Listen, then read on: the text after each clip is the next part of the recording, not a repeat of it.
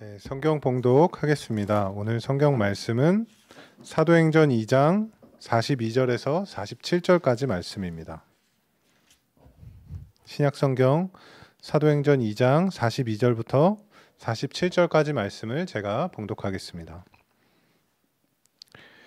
그들이 사도의 가르침을 받아 서로 교제하고 떡을 떼며 오로지 기도하기를 힘쓰니라. 사람마다 두려워하는데 사도들로 말미암아 기사와 표적이 많이 나타나니 믿는 사람이 다 함께 있어 모든 물건을 서로 통용하고 또 재산과 소유를 팔아 각 사람의 필요를 따라 나눠주며 날마다 마음을 같이하여 성전에 모이기를 힘쓰고 집에서 떡을 떼며 기쁨과 순전한 마음으로 음식을 먹고 하나님을 찬미하며 또 온 백성에게 칭송을 받으니 주께서 구원받는 사람을 날마다 더하게 하시니라. 아멘. 여러분 오늘 수요예배 나와주셔서 감사합니다. 요즘에 저는 이제 예배당이 지어져 가는 걸 보면서 새로운 집으로 이사 가는 그 어린아이 때 그 흥분 있죠. 그런 게 있습니다. 이사 갈 집은 미리 한번 가보고 또 와가지고 이사 갈 날을 기다리고 짐을 싸고 그러면서 그 새 집에 가서 살려고 할 때 그때 여러분 그 기대감, 흥분감 이런 거 경험을 해보신 적이 있으시죠? 저는 그런 걸 많이 느껴요. 그래서 오늘 저녁부터 제가 수요예배 시간을 통해서 새로운 성전에 우리가 들어가서 앞으로 교회 생활, 신앙 생활 할 텐데 그곳에서 우리가 어떻게 생활해야 될까? 새로운 교회에 들어가서 새로운 예배당에 들어가서 어떻게 신앙 생활해야 될까? 이것에 대해서 성경이 뭐라고 말하고 있는가를 좀 몇 번에 걸쳐서 좀 살펴보려고 합니다. 여러분 가운데 이제 우리 새로 지는 예배당에 아직 안 가보신 분이 아마 계실지도 모르겠어요. 그러시다면 여러분 꼭 한번 빠른 시간에 한번 가보시기 바라요. 밤에도 이제 불을 켜놨어요. 왜냐하면 혹시라도 아무나 들어가서 이제 뭐 마음껏 틀어놓을까 봐 아예 불을 켜놓는 게 더 안전하다 그럽니다. 그래서 24시간 불을 켜놓는데 그렇다고 너무 밤에 가시면 안 되고요. 아마 제일 좋은 건 어쩌면 주일날 예배 후에 가보시는 게 좋을 것 같아요. 그때 최정원 목사님께 나 한번 가보려고 그러는데 오늘 가도 되느냐? 뭐 평상시 주일날 늘 가도 되지만 그래서 한번 더 확인을 받으시고 가시면 되는데 보통 주일날은 그 작업을 잘 하지 않습니다. 그러니까 문은 열려 있거든요.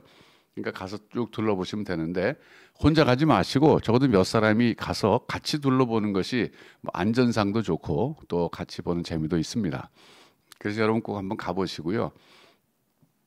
그래서 여러분 그 자리에서 그냥 나오지 마시고 꼭 기도하고 나오시기 바랍니다. 하나님 빨리 잘 또 안전하게 완공되게 주시고 우리가 예정을 3월 5일 날 입당 예배로 잡고 있는데 그날에 우리가 입당 예배 꼭 드릴 수 있도록 하나님이 인도해 주세요. 이렇게 꼭 기도하고 나오시기를 부탁드립니다. 저는 요즘에 이제 새로운 성전에 들어가서 교회 생활할 때 뭐 일상적인 걸 많이 좀 또 생각하지 않을 수가 없어요. 그래서 이제 아까도 제가 이제 북경에 계신 그 박태훈 목사님하고 이제 통화를 하면서 박 목사님이 이번 이제 금요일 날 입국 예정이신데 이제 이분이 이제 들어오셔서 여기서 한 3개월 정도 안식월 비슷하게 이제 머무시다가 다시 이제 북경 가셔서 이제 교회 이제 완전히 정리하고 나오실 그런 생각 갖고 계신데 이분이 이제 지금 코로나가 심하잖아요, 중국이. 그래서 제가 입국에 차질 없는가 전화를 여쭤봤더니 중국의 북경에 PCR 검사하는 데가 글쎄 사실 같지가 않은데 2군데밖에 없대요. 그래갖고서는 PCR 검사를 요구하는데 대한민국에 들어오려면 우리 한국 정부에서 1시간 정도 걸리는데 차를 타고 가서 PCR 검사를 간신히 하고 왔답니다. 그래서 이제 PCR 검사하고 나서 48시간 이내에 입국해야 또 그것이 또 지나면 또 무효가 되잖아요. 그래서 아주 지금 곤란하게 됐다. 그러나 이제 코로나가 아직 안 걸린 것 같으니까 뭐 귀국의 일정에 차질은 없을 것 같다. 이제 그러시는데 어쨌든 이렇게 들어오시면 같이 우리랑 이제 예배도 같이 드리고 그리고 이제 여러 가지 앞으로 같이 중국어 사역에 대해서 또 얘기도 하고 이제 그럴 시간이 오는데 그런 얘기를 좀 나눴습니다. 최근에 이 박태훈 목사님이 중국의 유명한 그 보이차를 다루는 분을 알게 됐답니다. 근데 이분도 이제 교회 다니시는 분 같은데 이제 중국 사람이죠. 근데 보이차를 무려 2톤을 갖고 있대요. 2톤. 대단한 양이죠. 아마 중국에서 보이차를 가장 많이 갖고 있는 사람 중에 하나인가 아닌가 그렇게 얘기하시더라고요. 그러면서 한국에 나오시게 되면 우리 새로운 예배당이 이제 지금 지하는 빼고 1층, 2층, 3층이 있는데 그 3계층에다가 각각 커피를 마실 수 있는 곳 복도 한쪽에다가 혹은 차를 마실 수 있는 곳을 마련하려고 합니다. 그래서 일단은 1층, 2층, 3층 중에서 2계층에는 커피를 마시는 그 곳을 마련하고 1계층에는 이제 보이차 마시는 곳을 할 텐데 좋은 보이차를 공급하시겠다 그러더라고요. 좋은 보이차. 아마 그 중국 분이 좋은 보이차를 좀 뭐 이렇게 거기서 통해서 구할 수 있는 모양이에요. 최근에 제가 얘기 들으니까 우리 이성수 집사님이 보이차에 또 흠뻑 빠지셨다 그러시더라고요. 그래서 보이차를 내리고 지금 많이 실습하고 계신데 제가 요즘 날 그랬어요. 자, 이 집사님 이제 새 예배당 지면 와서 보이차 봉사 좀 하세요. 열심히 연습하세요. 제가 그랬습니다. 그러니까 아마 교회 생활할 때 그런 좀 우리 부수적인 그런 즐거움도 있을 것 같습니다. 그래서 커피도 오늘의 커피가 이제 그 2개 군데에서 각각 다른 걸 해가지고 자기가 원하는 곳에 가서 커피도 마시고 또 성도들이 만나서 커피 마시면서 차 마시면서 대화도 하고 교제도 하고 주일날에 아주 예배만 드리는 게 아니라 풍성한 교제장이 되도록 그렇게 한번 해보려고 합니다. 그런가 하면 이제 금요 기도회도 이제 박태현 목사님과 같이 하기로 했는데 금요 기도회도 또 열심히 해서 우리가 또 기도하는 교회도 또 되려고 합니다. 여러분 이제 그 밖에도 우리가 이제 지난번 제가 국밥 얘기도 했지만 국밥도 같이 먹을 건데 그것뿐만 아니라 이제 이 수요 예배가 3월 5일 날 우리가 입당하게 되면 좀 준비를 지금부터 하고 있는데요. 준비가 이제 됐다 싶으면 수요 집회 형식으로 하려고 합니다. 수요 예배가 아니고 예배는 이제 형식이 있어서 종교적 의식이기 때문에 뭐 묵도하고 사도신경하고 찬양하고 또 설교하고 이제 이게 정해져 있잖아요, 순서가. 근데 그 예배 형식을 뛰어넘어서 집회란 말씀이면 예배처럼 드리면서도 우리가 다양한 순서를 가질 수가 있습니다. 예를 들면 신앙 상담 같은 것 가질 수 있죠. 전제 어려서부터 교회 생활을 하다 보니까 수요 예배가 이게 어떤 의무감으로 나가지 정말 막 즐거워서 나가게 되지 않았어요. 제가 돌아보면 그래요. 수요 예배 안 갈 수도 없고 안 가면 자꾸 뭐 죄지는 것 같고 그래서 이제 가는 거예요, 수요 예배. 근데 갔다 와야 마음이 편해요. 나 그래도 교회 갔다 왔다. 근데 그 정말 즐거워서 가는 건 아니었거든요. 그러니까 참 이게 평생 제가 이 수요 예배가 좀 문제였어요. 이 수요 예배를 어떻게 하면 좀 막 가고 싶은 모임으로 만들 수 있을까? 그게 이제 제가 지금 이걸 목회를 끝내기 전에 한번 시도해봐야 될 중요한 그 사역 가운데 하나인데 그래서 수요 집회라는 말을 쓰면서 신앙 상담 차라리 어떨 때 제가 그런 생각했어요. 수요일날 설교만 일방적으로 하지 말고 성도들이 참석한 가운데 궁금한 신앙생활에 관한 뭐 기본적인 것이든 신학적인 것이든 무엇인지 물어보면 즉석에서 상담해 드리는 그런 시간이 차라리 성도들에게 유익하지 않을까 이런 생각도 했었거든요. 그래서 이번에 이제 박태훈 목사님 모시고 엄경 목사님도 오시고 또 저도 있고 또 이해실 사모도 있고 그러면 적어도 4사람이 만일에 패널 하는 사람처럼 올라가 앉아 있으면 어떤 상담 제목이 올라와도 즉시 그 중에 한 사람이 답변할 수 있지 않을까 이런 생각이 들면서 그래 그 상담도 좀 하는 것도 좋겠다 라이브로 그러면서 또 좋은 그 게스트 스피커 간증할 사람 또 모셔서 또 간증도 들으면서 또 중요한 사회적 이슈가 있을 때마다 기독교인으로서 다뤄야 될 어떤 이슈가 있을 때마다 전문가를 초청해서 그 문제에 대해서 심층적인 저 강의나 또 토론도 하고 또 그런가 하면 말이죠. 우리가 지금 에즈마에 사역하잖아요. 시골의 농어촌 교회 현실을 좀 더 알리는 그런 것도 좋겠다는 생각이 들어요. 우리가 시골에 가서 에즈마에 하는 교회 목사님들은 뭐 요새 화상도 가능하니까 화상으로 연결해 가지고 좀 이렇게 방송으로 이제 보여드릴 수 있고 그래서 이걸 유튜브로 해가지고 실시간으로 좀 이렇게 방송처럼 하면 참 좋을 것 같아요. 그래서 앞으로는 그런 식으로 좀 해봐야 되겠다 그런 생각이 듭니다. 그래서 그 전까지는 예배당 지어지기 전까지는 그냥 전통적으로 우리가 수요일날 모여서 이렇게 이제 그 준비하는 거죠. 어떻게 보면 새로운 성전에 들어가기 전에 또 새로운 사역하기 전에 우리가 이제 준비하는 차원에서 이 수요 예배 모임에 여러분 지금처럼 이렇게 열심히 참석해 주시면 대단히 감사하겠습니다. 그래서 오늘은 제가 초대교회 성도들이 그 당시에 교회 생활을 어떻게 했는가 그들의 교회 생활에 어떤 특징이 있습니다. 오늘 그 본문에 다 나오는데 사도행전 2장 42절부터 47절 사이에 다 나오는데 이게 아주 굉장히 유명한 규절입니다. 초대교회 교회 생활의 모습을 보여주는 아주 단편적인 거지만 굉장히 중요한 그 규절인데 그걸 좀 하나하나 중요한 그 생활의 모습들을 하나하나 떼어가지고 제가 한 주 하나씩 좀 이렇게 다뤄보려고 합니다. 그래서 오늘은 첫 번째로 풍성한 교회 생활이 큰 제목인데 초대교회는요 성경을 말씀을 열심히 배우는 교회였습니다. 오늘 본문에 보면 사도들의 가르침을 받았다 그랬어요. 사도들. 여러분 사도들의 가르침이라고 하는 것은 예수님의 가르침과 동일한 것입니다.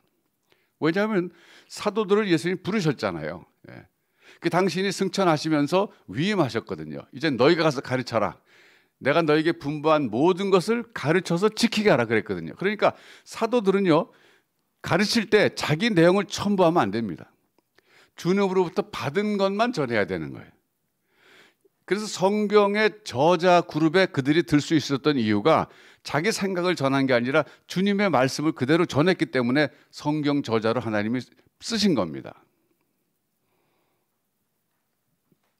그런데 그들이 교회 공동체가 만들어졌을 때 그 주님으로부터 배운 말씀을 성도들에게 그대로 가르쳤다는 거예요. 또 성도들은 그걸 열심히 배웠다는 겁니다. 이것이 초대교회 여러 특징 가운데 첫 번째로 등장하는 모습입니다. 여러분 그런데 이제 전 세계 교회가 있는데 한국 교회만큼 성경 공부를 열심히 하는 교회는 제가 볼 때 없을 것 같아요.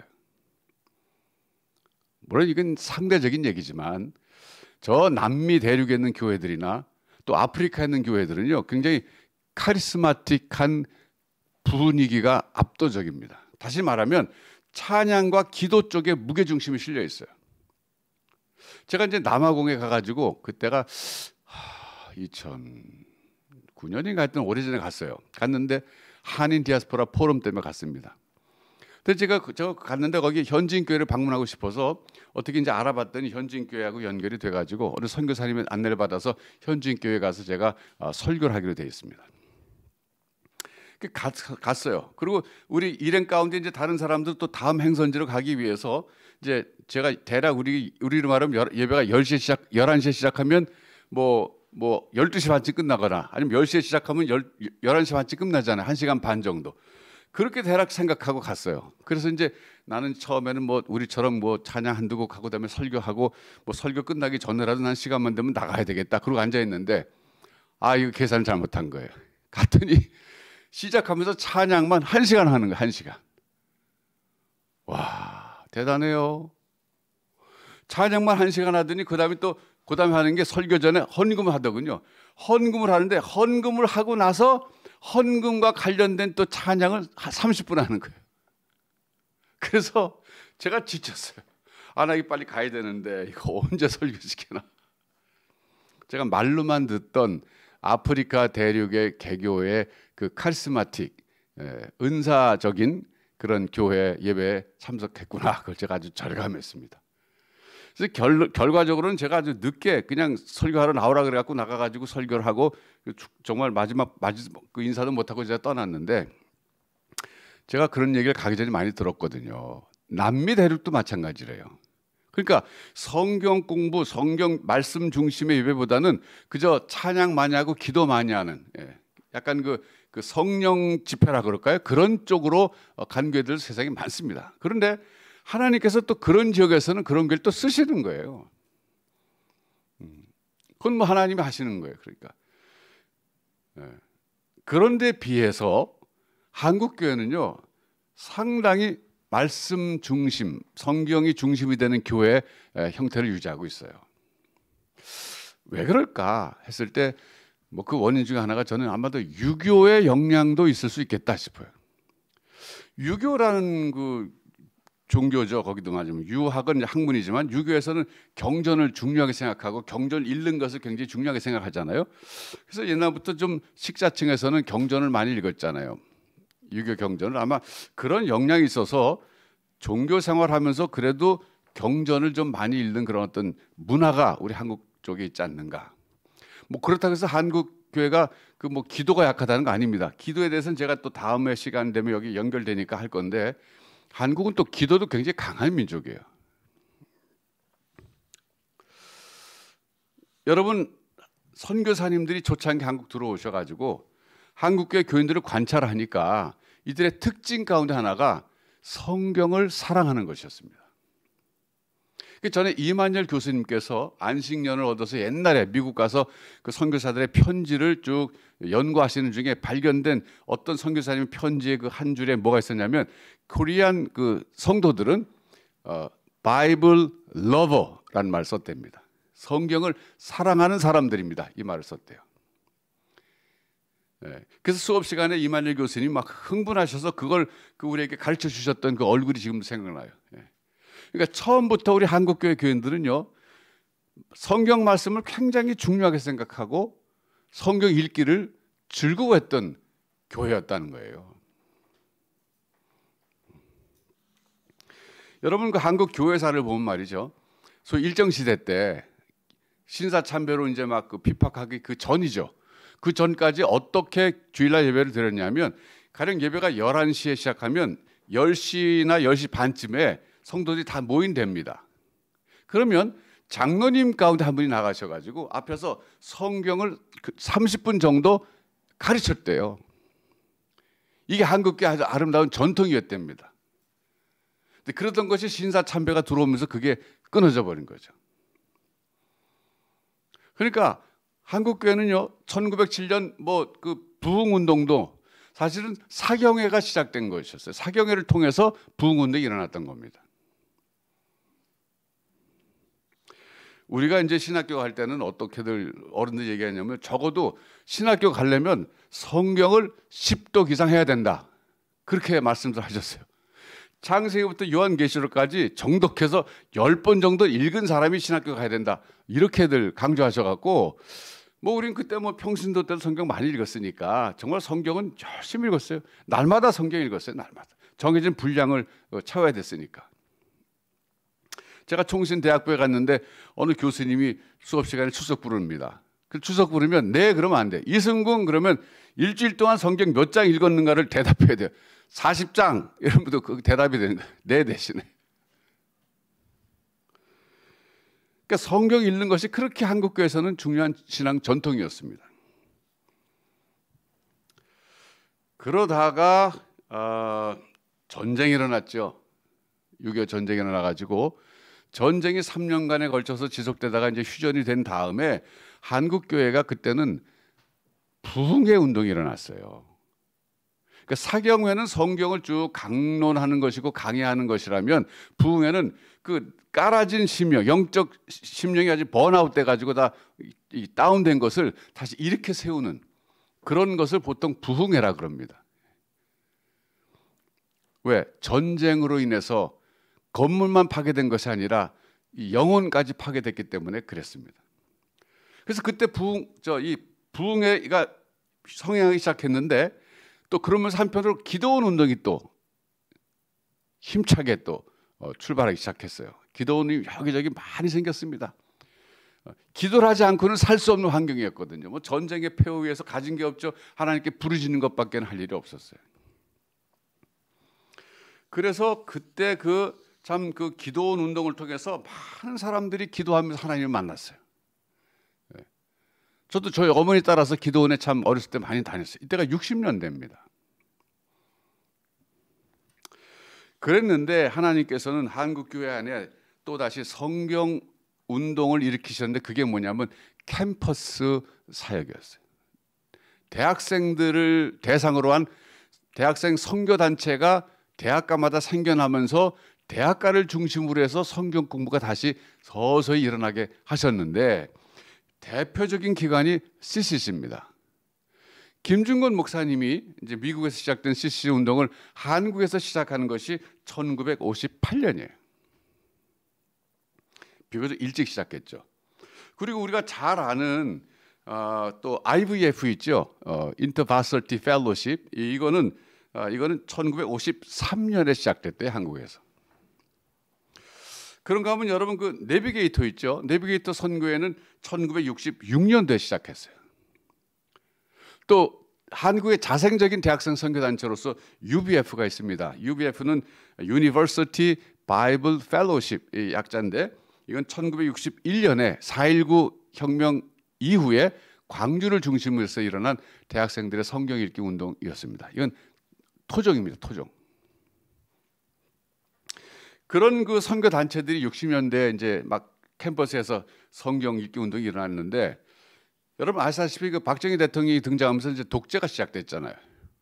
그러니까 대학가에는 두 개의 흐름이 있었어요. 하나는 운동권, 민주화를 위해서 투쟁하는 학생들 그룹이 있었고 또 하나는 캠퍼스 복음화를 위해서 힘쓰는 이 건전한 선교 단체들의 운동권, 영적 운동권이 있었어요.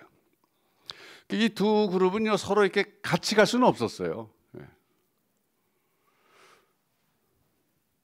한쪽은 사회 발전을 위해서, 한쪽은 영적 선교를 위해서 했는데 어쨌든 이 두 그룹이 자라나기 시작했는데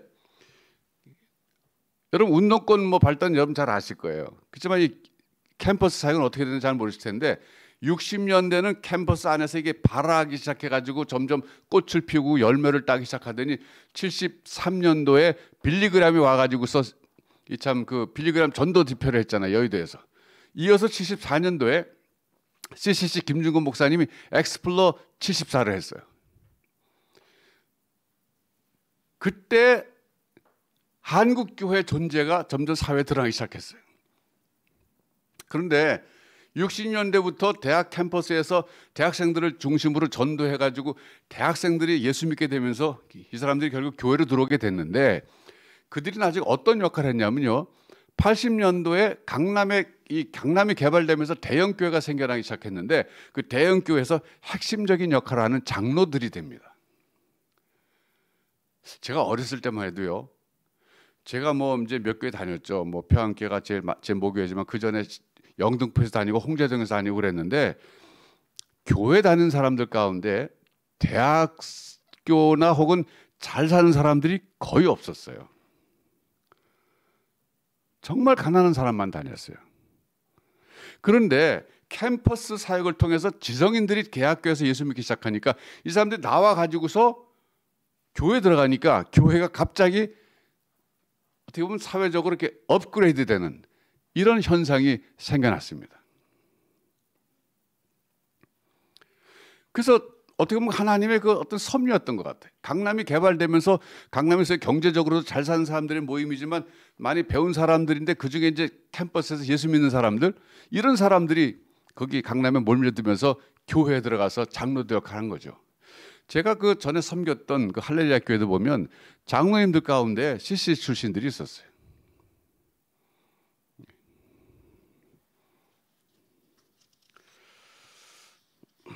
그리고 여러분 뭐 잘 아시는 하영조 목사님 또 홍정길 목사님, 하영조 목사님 돌아가셨지만 홍정길 목사님 이런 분들 전부 CCC 출신입니다.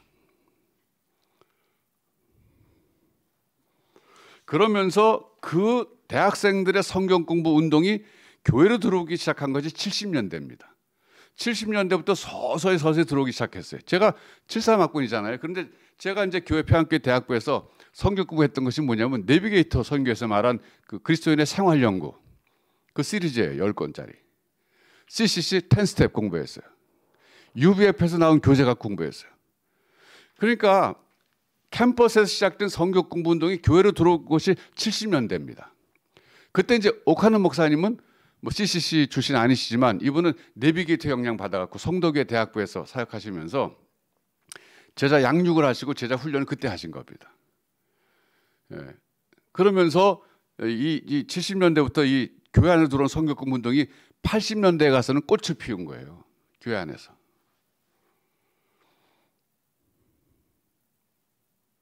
저는 그랬다가 이제 92년도에 제가 미국 갔죠. 그 이후에 얼마 동안의 한국교회 발전은 제게서는 끊어져 있어요. 갔다 왔더니 교회가 많이 변했더군요. 어찌 됐든 간에 우리가 여기서 지금 교회 한국 교회사 역사를 보면서 우리가 생각해 봐야 될 것은 하나님께서는 한국 교회에는 은혜를 주시는데 은혜 방편으로서 말씀과 기도와 성찬 이런 게 있는데 말씀에 굉장히 방점을 찍어 주셨다는 거예요. 물론 이제 기도도 굉장히 우리 한국교회는 잘하는 교회예요. 근데 상대적으로 볼 때 세계 여러 나라 교회가 있지만 한국 교회만큼 이렇게 성경을 열심히 공부하는 교회가 사실은 없어요. 미국 교회도 열심히 하긴 합니다. 미국 교회도 일각에서는 성경 공부 참 많이 해요. 근데 아마 한국 교회만큼은 안 될 겁니다. 근데 이것이 한국 교회가 건강하게 자라날 수 있었던 팩터가 되는 거예요. 요소가 되는 거예요. 그게 있었기 때문에 하나님이 한국 교회를 건강하게 세워서 세계 선교에 어떻게 보면 제1위 국가로 쓰신 겁니다. 그냥 단순 비교하면 미국이 선교사를 제일 많이 파송한 나라지만 인구 비례로 따지면요, 한국이 세계 제1위입니다. 어떻게 그게 가능했어요? 남북한이 갈라져서 반쪽인 남한이라는 나라에서 그 교회가 5만여 개 교회에서 세계 선교사를 가장 많이 보낸 교회가 됐다는 것은 이건 결코 그냥 된 게 아닙니다. 그 많은 기반이 있었기 때문인데 그 기반이 뭐냐? 말씀 운동이 일어났기 때문에 가능했던 것입니다. 그럼 우리 다윗교회는 어땠는가? 다윗교회는요, 처음부터 성경 중심의 교회로 출발했어요. 이해실 사모가 쓴 그 어성경 읽어지네, 뭐 그거 공부를 하신 분들이 많이 계셨잖아요. 전문 강사 과정을 많은 분들이 수료했습니다. 사실은 우리 다윗교회에서 부모교사 제도가 자리 잡고 가능했던 것은 어성경 공부한 분들이 많기 때문이었어요. 부모들 입장에서 자기 자녀를 가르치고 싶은데 말씀을 배운 게 없으면 어떻게 가르치겠어요? 근데 어성경 공부를 통해서 말씀이 들어가고 나니까 내가 할 수 있다. 나 가르칠 수 있을 것 같다. 해보고 혼자 하는 게 아니고 여러 명이 같이 하니까 더 시너지 효과가 나타나서 이게 가능했던 거죠.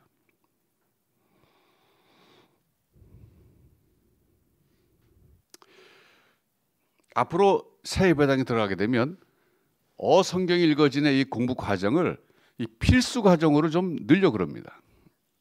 이제 전국에 어성경 공부한 그 전문 강사님들이 많이 계시잖아요. 근데 그분들 가운데 자녀들이 대학 입학을 해가지고 서울로 올라오게 되면 다윗교회 가라고 많이 권했습니다. 그동안 제가 보면 많이 왔다 갔어요. 그럼 이제 다윗교회 오는 거예요. 엄마 가라니까 왔어요. 자기도 어성경 공부하고 싶어서 왔어요. 근데 막상 와보니까 다윗교회는 어성경 공부가 그렇게 활발하게 되지 않는 거예요.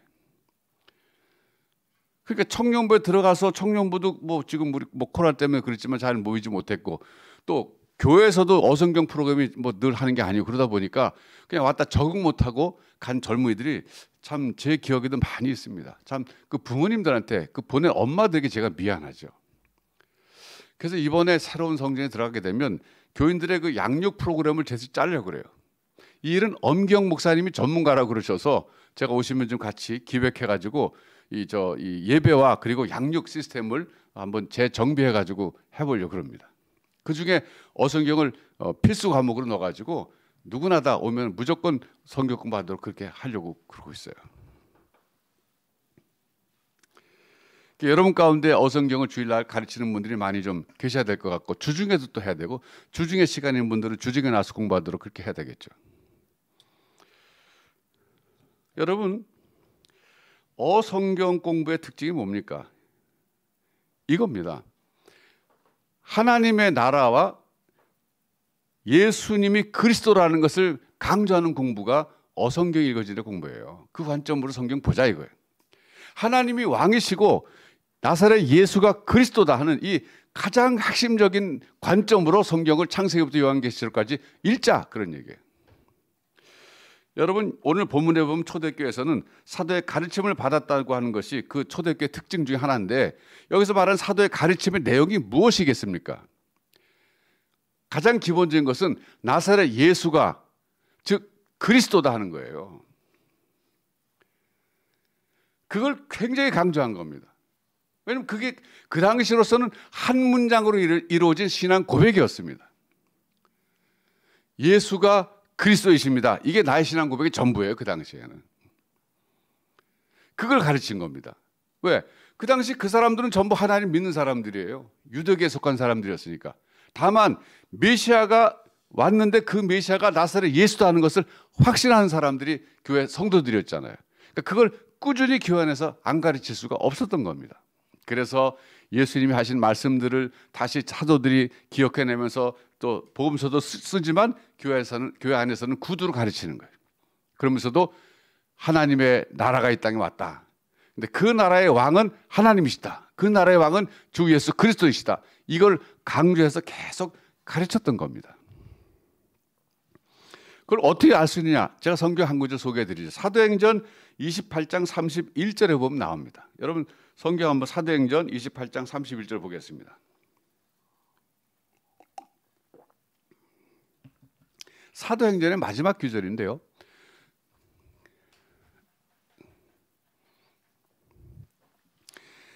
사도 바울이 감옥에 갇혔는데 사도 바울이 감옥에 갇혀 있으면서도 했던 것이 뭐냐면 하나님의 나라를 전파하며 주 예수 그리스도에 관한 모든 것을 담대하게 거침없이 가르치더라 그랬어요.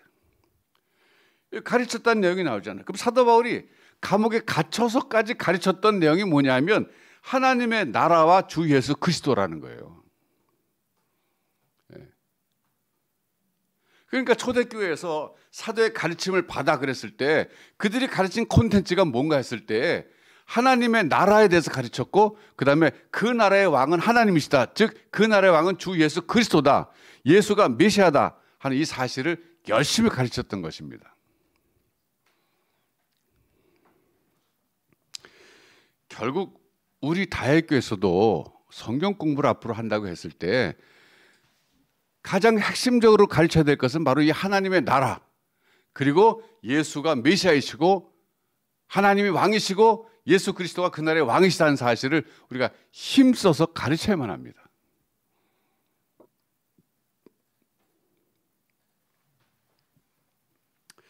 자, 그래서 오늘은요. 그럼 하나님의 나라에 대해서 우리가 조금 한번 더 정리하고 넘어가겠는데요. 여러분 그 마태복음 13장을 한번 열어주시기 바랍니다. 마태복음 13장 거기 보면 이제 천국 비유가 나오는데 그 천국 비유가요 하나님의 나라는 어떻다 하는 것을 이제 비유적으로 가르쳐 주신 건데 거기 보면 천국에 대해서 여러 가지로 좀 비유적으로 설명하면서 주님 가르쳐 주셨는데 두 가지 관점에서 봐야 됩니다. 이 천국이 현재 이 땅에 임한 천국이냐 미래에 이루어질 천국이냐 즉 하나님 나라의 현재성과 하나님 나라의 미래성을 인식하고 이 규절, 이 비유들을 보셔야 됩니다. 대부분의 비유가 하나님 나라의 현재성을 강조하고 있어요. 다시 말하면 하나님의 나라는요 한꺼번에 오는 게 아닙니다. 예수 그리스도의 초림과 더불어서 하나님의 나라가 이미 이 땅에 임했다는 것이고 그리고 완성된 하나님의 나라는 예수 그리스도의 재림과 더불어서 그때 온다 이거예요. 그런데 제가 전에 세례 요한에서 설교하면서 대청보 소청보 말씀드렸잖아요. 구약시대 성도들에게는 하나님의 나라가 오는데 이것이 한꺼번에 온다고 생각했기 때문에 헷갈렸던 거예요. 자, 그래서 오늘 우리가 적어도 하나님 나라의 초림, 현재 임한 하나님 나라와 미래에 올 하나님의 나라를 구분할 줄 알아야 되는데 영어에서는 이런 말을 써요. 영어로 already, 이미, but not yet 이런 말을 써요. 아직, 이미와 아직. 그러니까 이미라는 건 뭐냐면 하나님 나라 이미 왔다는 거예요.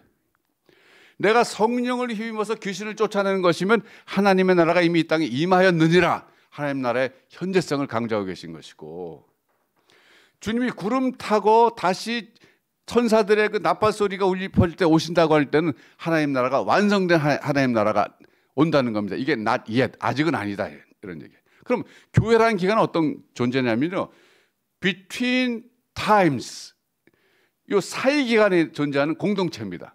즉 초림과 재림 사이에 현재 임한 하나님 나라와 앞으로 임할 하나님 나라고 사이에 존재하는 신앙 공동체가 바로 교회라는 거예요. 이 교회가 사실 하나님 나라의 지소라고 할 수 있어요. 지점. 근데 완벽하지가 않습니다. 자, 그래서 이제 천국 비유 가운데 보면은 24절부터 한번 보시면 24절. 천국은 좋은 씨를 제 밭에 뿌린 사람과 같으니 사람들이 잘 때 그 원수가 와서 곡식 가운데 가라지를 덧뿌리고 갔더니 싹이 나고 결실할 때 가라지도 보이거늘 집주인의 종들이 와서 말하되 주여 밭에 좋은 씨를 뿌리지 아니하였나이까. 그런데 가라지가 어디서 생겼나이까. 주인이 이르되 원수가 이렇게 하였구나. 종들이 말하되 그러면 우리가 가서 이것을 뽑기를 원하시나이까. 주인이 이르되 가만두라. 가라지를 뽑다가 곡식까지 뽑을까 염려하노라. 둘 다 추수 때까지 함께 자라게 두라. 추수 때에 내가 추수꾼들에게 말하기를 가라지는 먼저 거두어 불사르게 단으로 묶고 곡식은 모아 내 곡간에 넣으라 하리라. 알곡과 가라지 비유는요, 현재 임한 하나님 나라의 성격을 보여주는 비유 가운데 하나입니다. 즉 오늘 하나님 나라, 교회가 하나님 나라의 지소라 그랬죠. 지점. 이 안에는요 알곡도 있고 가라지도 있다 그런 얘기예요. 완벽한 하나님의 나라가 아니다 그런 뜻이에요. 현재 임한 이 하나님의 나라는. 실제로 가라지가요 뿌리가 알곡하고 이렇게 붙어 있답니다. 그러니까 가라지 뽑다 보면 알곡도 뽑힌다 이거예요. 그러니까 내버려 둬라 이거예요. 이 교회 안에는 알곡도 있고 가라지도 있다.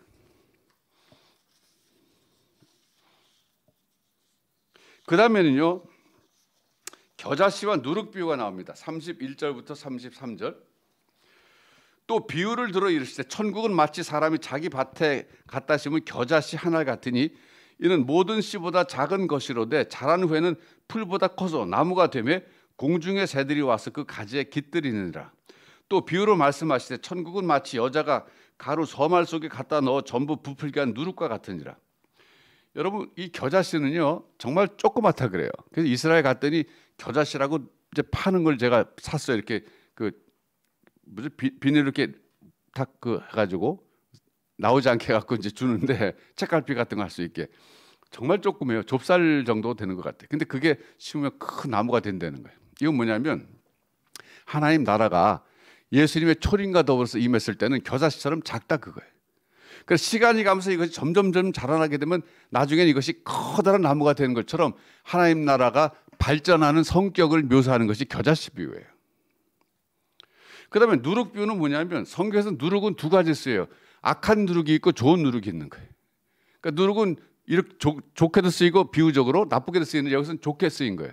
누룩이 뭡니까? 부풀게 하는 성격이 있잖아요.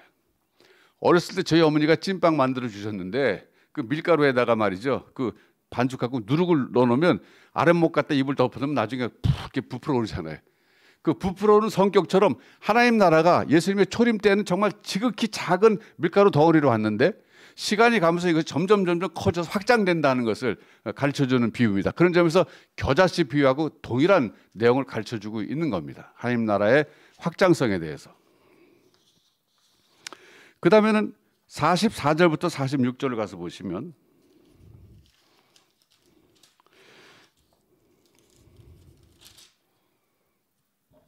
여기서는 이제 감춰진 보물과 진주 비유를 얘기하고 있어요. 천국은 마치 밭에 감추인 보화와 같으니 사람이 이를 발견한 후 숨겨두고 기뻐하며 돌아가서 자기의 소유를 다 팔아 그 밭을 샀느니라. 또 천국은 마치 좋은 진주를 구하는 장사와 같으니 극히 값진 진주 하나를 발견하며 가서 자기의 소유를 다 팔아 그 진주를 사느니라. 여기도 보면 천국의 가치를 알아본 사람은 거기다 올인한다 그런 얘기예요. 천국의 진가를 알아본 사람이 행동하는 행동을 여기서 보여주고 있어요. 그 다음에 47절은 그물 얘기입니다.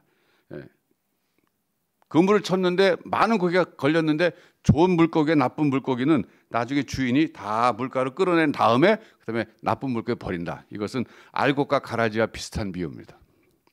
여기 쭉 마태복음 13장에서 비유로 천국을 말씀하셨는데 대부분 이것은 천국의 현재성과 관련된 규율들이에요. 그러니까 우리가 이제 기억해야 될 것은 뭐냐면 이 땅을 우리가 어떤 관점에서 바라봐야 되느냐. 하나님의 나라가 이미 이 땅에 왔다는 거예요. 그럼 여러분 뭐예요? 왔는데 아직 불완전하다 그런 얘기입니다. 이미 왔다. 그럼 불완전하다는 건 뭐냐면요. 하나님의 통치가, 잘 들으세요. 하나님의 통치가 100% 실현되지 않는 것이다 그런 뜻이에요. 성경에서 나라라 그럴 때는 여러분 통치 개념으로 봐야 된다 그랬잖아요. 그렇죠?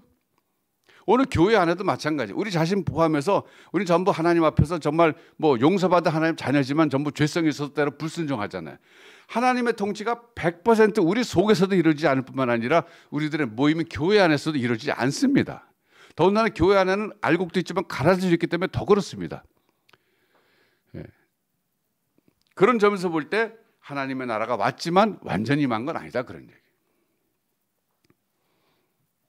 그래서 우리가 이 세상을 살아가면서 이 땅에 하나님 나라가 이미 왔다, 하나님 이미 통치하신다, 예수 그리스도를 주라고 고백하고 하나님은 왕이라고 고백하는 사람들의 공동체인 우리 다의 교회는 하나님 나라의 지점과 같다, 이런 확신을 갖고 우리가 교회 생활을 해야 합니다. 우리 개인적으로는 그렇기 때문에 우리가 어떻게 살아야 되냐면 하나님의 통치받는 삶을 즐거워해야 된다, 그런 얘기예요. 왜? 그래야 내가 진정한 하나님 나라가 되니까, 내 속에서 하나님 나라가 이루어지니까. 그래서 여러분, 마태복음 6장 33절 유명한 구절이 있잖아요. 그런즉 너희는 먼저 그의 나라와 그의 의를 구하라. 그리하면 이 모든 것을 너에게 더하시리라. 여러분, 우리 교인 가운데 이 말씀을 천국에 들어가기 힘쓰라라 해석한 사람은 한 사람도 없는 줄 압니다. 이건 그런 뜻이 아니에요. 하나님의 나라와, 여기 그야 그랬지만 그를 하나님으로 보는 사람도 있지만 하나님의 나라로 보는 사람도 있어요. 그럼 뭐 괜찮아요, 어떻게 보든지 간에. 하나님의 나라와 하나님 나라의 의를 구하라. 근데 구한다는 것은 뭐냐면요, 여기서 하나님의 통치받는 것을 기뻐하라, 그런 뜻이에요. 즐겁게 하나님의 뜻에 순종하라, 이거. 억지로 하지 말고 그냥 뭐 복 받기 위해서도 아니라 내가 진심으로 하나님 사랑하기 때문에, 하나님 나를 먼저 사랑해 주셨기 때문에 감사한 마음으로 하나님의 통치를 즐겨 받아라, 그런 얘기예요. 그게 23년도에 우리가 살아가야 될 삶의 태도다, 그런 뜻입니다. 그럴 때 그러면 이 모든 것을, 의식주를, 생존에 필요한 것들을 너에게 더하여 주시겠다 말씀하고 계세요. 여러분, 제가 최근에 이 더하는 것이 중요하다는 걸 제가 점점 느낀다 그러지 않았습니까? 사실 그렇잖아요. 우리가 뭐 지금도 뭐 기도 제목 갖고 있는데 대부분이 이 생존 문제와 관련된 것들이 대부분이 기도 제목이에요. 왜? 우리 이미 영생이 주어졌잖아요. 주어졌기 때문에 이제는 우리가 살아가는 것은 내게서 하나님의 뜻이 이루어지기를 원하는 차원에서 살아가는 것인데, 그러기 위해서는 내가 먼저 기본적으로 생존해야 되잖아요. 생존도 막 가까스로 하는 게 아니라 좀 풍족하게 하면 좋잖아요. 그런 차원에서 우리가 하나님 앞에 나의 의식주 문제 또 어떻게 구할 수 있는 겁니다. 뿐만 아니라 우리 자녀들의 삶을 축복해 달라고 기도할 수 있는 거예요. 우리 자녀들이 좋은 대학 왜 가야 됩니까? 그래서 생각 없이 구하지 마세요. 자녀들이 좋은 대학 왜 가야 됩니까? 사회에서 하나님의 뜻을 이루려면 때로는 능력이 있어야 되고 좋은 포지션에 있어야 되기 때문에 그만큼 영향력 있는 자리에서 하나님을 섬기기 위해서라도 우리 자녀들이 좋은 대학 나와야 되고 영향력 있는 사람이 돼야 되기 때문에 그런 것입니다. 우리 애가 좋은 대학 나와야 그냥 뭐 사회적으로 경제적으로 안정적으로 살죠. 그건 뭐 부모의 마음이니까 당연한 건데, 그런 차원에서 구하는 게 아니라 하나님, 내 아이에게 주신 하나님의 독특한 사명이 있고 역할이 있을 텐데, 이 아이에게 그것이 개발되려면, 은사가 개발되려면 뭐 대학도 좀 제대로 된 데 가고 좋은 데 가야 되고, 그래서 거기서 개발돼야 되고, 얘에게 주신 어떤 은사가 발달하려면 좋은 환경이 있어야 되지 않겠습니까? 좋은 교육적 환경이 있어야 되지 않겠습니까? 그리고 이 아이가 그 사명을 감당하려면 좀 재력도 있어야 되고 힘도 있어야 되고 건강도 있어야 되고 다 있어야 되지 않겠습니까? 그런 차원에서 하나님, 이 아이를 축복해 주세요. 이렇게 기도하는 하나님 안 들어주실 리가 없습니다. 하나님, 이 아이를 제가 낳는데 제가 정말 아끼는 아이인데 하나님 좀 잘 좀 해주세요. 그냥 이렇게 궁색하게 기도하지 마시고, 하나님, 이 아이가 내 아이입니까? 하나님의 아이입니까? 이렇게 한번 해보세요. 여러분 자녀들은요, 하나님이 여러분들에게 맡겨놓은 하나님의 사람이지 여러분 자녀가 아닙니다. 사실은 하나님의 사람들이에요. 하나님 거예요. 하나님 거. 근데 내게 맡기신 거예요, 지금. 나로서는 최선을 다해서 재물을 맡아서 청지기의식 갖고 잘 써야 되는 것처럼 우리 자녀들도 마찬가지예요. 내가 최선을 다해서 하나님의 사람으로 교육시켜서 내놓는 것, 이게 내 역할이다, 그런 뜻입니다. 여러분, 올해 한 해 살면서 우리가 사도들의 가르침을 받고 그대로 살았던 초대교회 교인들, 예수를 그리스도로 고백하고 하나님 나라가 이미 왔다는 걸 알면서 그 땅에서 하나님 통치받는 삶을 즐겨하면서 세상에 자기의 주어진 길을 간 것처럼 오늘 우리가 그 삶을 이어가야 됩니다. 이제 새로운 성전을 우리에게 주실 때 우리가 각오를 또 새롭게 해야 돼요. 하나님 주실 땐 뜻이 계신 거예요. 우리를 사랑하시기 때문에 좀 더 잘 쓰시려고 좋은 이 목회적 환경, 신앙생활의 환경을 허락하시는 것입니다. 여러분 정말 헌금하시느라고 오늘까지 수고 많이 하셨어요. 예. 여러분 앞에 보상처럼 다윗교회 성전이 지어져 가고 있어요. 올 한 해 앞으로 새로운 성전에서 우리가 초대교회 모습을 재현했으면 좋겠어요. 사도의 가르침을 받아. 예. 그래서 그걸 배운 데서 끝나는 것이 아니라 정말 하나님의 통치를 즐겨받는 다윗교회.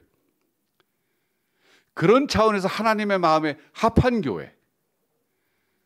그리고 모든 성도들은 삶의 구석구석에서 세상 속에서 가정에서 어디서든지 간에 하나님의 통치를 받음으로 그 사람이 가는 곳곳마다 하나님의 나라가 확장되고 하나님이 영광 받으시는 이런 삶을 살게 되는 교회.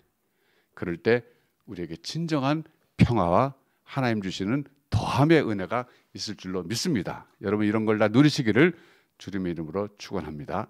기도하겠습니다.